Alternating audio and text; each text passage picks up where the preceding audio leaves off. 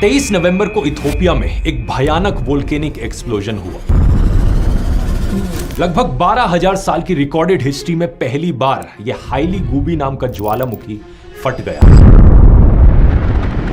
ये धमाका इतनी तेजी से, इतने अचानक से हुआ कि किलोमीटर दूर खड़े लोगों ने कहा कि उन्हें ऐसा लगा कि कोई बॉम्ब फट गया हो। इससे करीब 50,000 फीट ऊंचा ऐश क्लाउड निकला। ये राख का बादल इतना बड़ा था कि ये बड़ी ही आसानी से स्पेस से दिख रहा था। नक्शे में देखो, हवा के जरिए ये राख का बादल पहले ओमान और यमन के देश में गया और फिर धीरे धीरे पाकिस्तान और इंडिया तक पहुंच गया।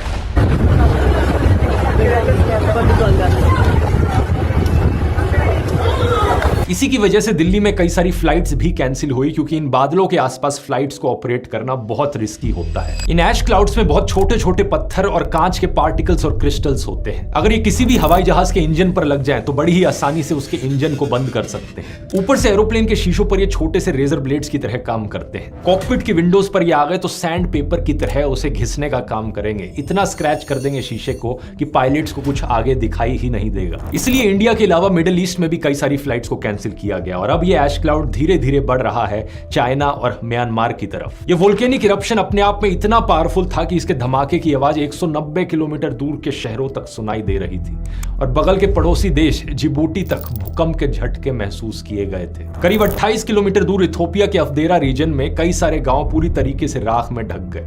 लेकिन अच्छी खबर यहां पर यह है कि एक भी इंसान की जान नहीं गई। ऐसा इसलिए क्योंकि ये वोल्केनो जहां मौजूद है वो एक बहुत ही रिमोट जगह है। आसपास कोई लोग नहीं रहते। इनफैक्ट इस एरिया को दुनिया की हॉटेस्ट प्लेस माना जाता है धरती पर। इस जगह का नाम है दानाकिल डिप्रेशन।